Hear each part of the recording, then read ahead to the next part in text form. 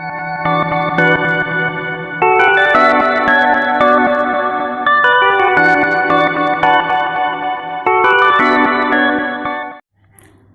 Students, brain mentor academy में आप सभी का स्वागत है। और आज हम शुरू करने जा रहे हैं जीव विज्ञान बायोलॉजी कक्षा 10 का पाठ नंबर 6, जिसका नाम है जैव प्रक्रम। जैव प्रक्रम को हम इंग्लिश में बोलते हैं लाइफ प्रोसेस। तो ये जो पाठ है, पूरी कक्षा 10 की जितनी भी जीव विज्ञान है, इसमें 6 पाठ हैं टोटल। और ये सभी 6 पाठ मैं आपको नोट्स के जरिए ना कराकर प्रश्न उत्तर के जरिए कराऊंगा। मतलब जहां भी जो भी नोट्स हैं, हर पैराग्राफ पे मैं आपको एक क्वेश्चन बनाकर दूंगा और उस क्वेश्चन का उत्तर भी आपके सामने होगा। और साथ साथ हम उसे डिटेल में भी पढ़ते चलेंगे क्वेश्चन आंसर के जरिए। इसका फायदा आप लोगों को यह होगा कि आपको पास नोट्स भी होंगे, और क्योंकि मैं पैराग्राफ वाइज करा रहा हूं, आपको नोट्स भी होंगे और साथ में प्रश्न और उसका उत्तर भी आपको मिल जाएगा। शुरू से ही आपके प्रश्न उत्तर की प्रैक्टिस चलती रहेगी।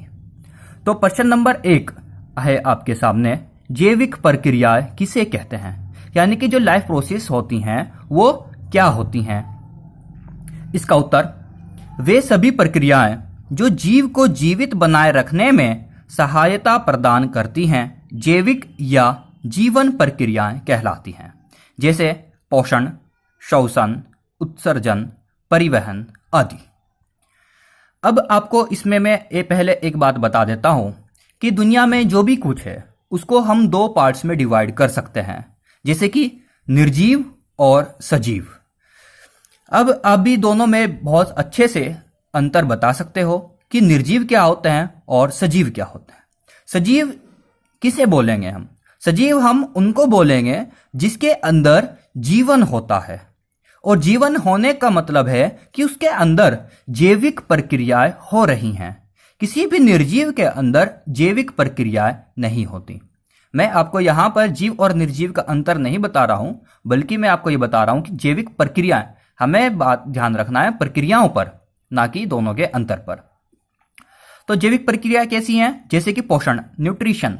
जो सजीव होते हैं उनको पोषण की यानी कि खाने पीने की जरूरत होती है, जबकि निर्जीवों को नहीं होती।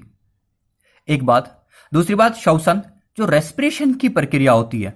हम जो खाना खाते हैं और जो सांस लेते हैं, उसके जरिए हम अपने लिए एनर्जी बनाते हैं, हम अपने लिए ताकत बनाते हैं। वो प्रोसेस आपकी श्वसन होती है। हम पोषण को भी और श्वसन को भी, ये सभी जो इतनी भी प्रोसेस होती है, उन सभी को डिटेल में पढ़ेंगे। आगे बात करते हैं हम उत्सर्जन। उत्सर्जन को बोलते हैं एक्सक्रीशन। हमारे शरीर में जितना भी उत्सर्जन पदार्थ बनते हैं, एक्सक्रेटरी सिस्टम के अंदर द्वारा जो बनाया जाता है, वो सब क्या है? हमारी बॉडी का जो वेस्ट है, जिसे हमारे शरीर में रहने से नुकसान हो सकता है, उसे हमें अपने शरीर से बाहर करना ही होगा।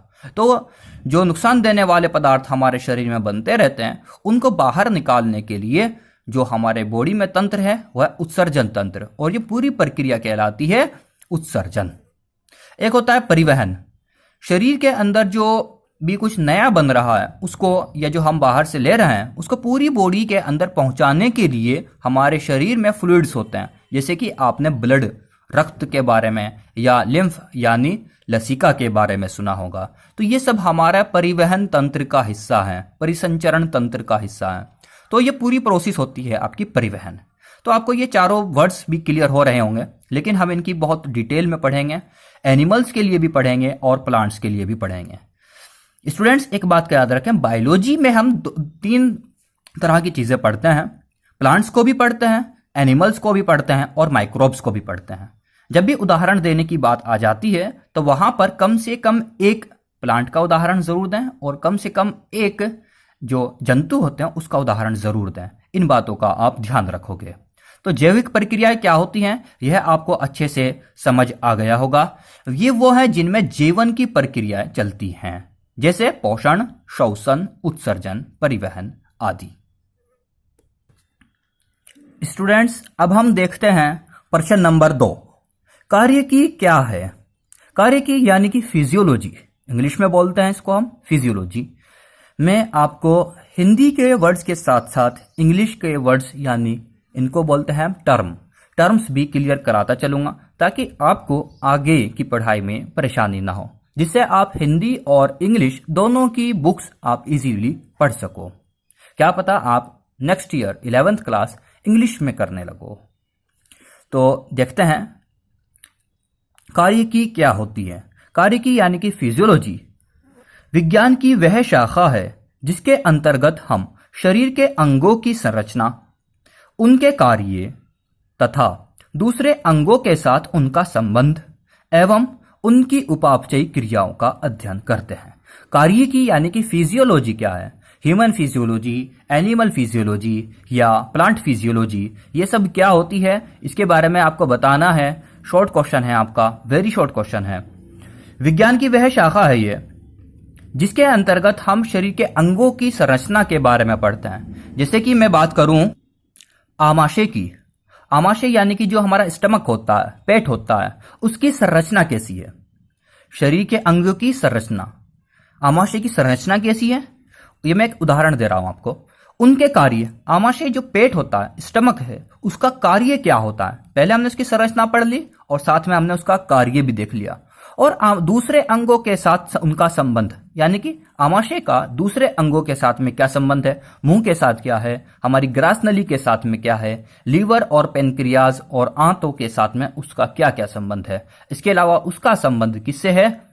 ब्लड से भी होगा और जो ब्लड वेसल्स हैं उनसे भी होगा। वो किसी तरीके से ब्रेन भी स्टमक को इसको कंट्रोल कर रहा है, तो मतलब उसका दूसरे अंगों के साथ में संबंध क्या है एवं उनकी उपापचयी क्रियाएं, उसके अंदर किस किस तरह का मेटाबॉलिज्म, उपापचयी को बोलते हैं हम मेटाबॉलिज्म, यानी उसके अंदर किस प्रकार की क्रियाएं चल रही हैं। उपापचयी क्रियाएं भी 2 तरह की होती हैं, वो भी हम डिटेल में आगे पढ़ेंगे।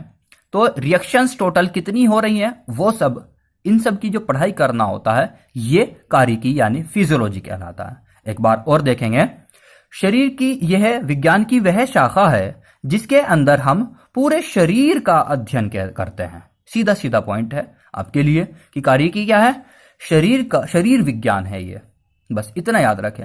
मतलब इसके अंदर हम शरीर के सभी अंगों को पढ़ते हैं, उन अंगों का दूसरे अंगों के साथ में क्या संबंध है, अंगों की रचना कैसी है, अंगों का कार्य कैसा है और उसके अंदर किस तरह की रिएक्शंस चल रही हैं, वो सब टोटल क्या कहलाएगा आपका? कार्यकी यानी फिजियोलॉजी कहलाएगा। उम्मीद है आपको प्रश्न नंबर 2 अच्छे से समझ आ गया होगा। स्टूडेंट्स, इन दोनों प्रश्नों को आप अपनी नोटबुक में नोट कर लेंगे, जो नोटबुक आपने जीव विज्ञान की अलग से बनाई है। और अब हम प्रश्न नंबर 3 नेक्स्ट वीडियो में पढ़ेंगे। उसमें हम जानेंगे कि मनुष्य के अंदर कौन कौन से अंगतंत्र यानी ऑर्गन सिस्टम पाए जाते हैं, उन सभी के नाम और उनके कौन कौन से अंग उनसे संबंधित होते हैं, हम यह भी पढ़ेंगे। स्टूडेंट्स, आपको हमारी यह वीडियो कैसी लगी हमें कमेंट्स कर जरूर बताएं। वीडियो को लाइक जरूर करें और शेयर करना ना भूलें और चैनल को सब्सक्राइब जरूर करें। धन्यवाद।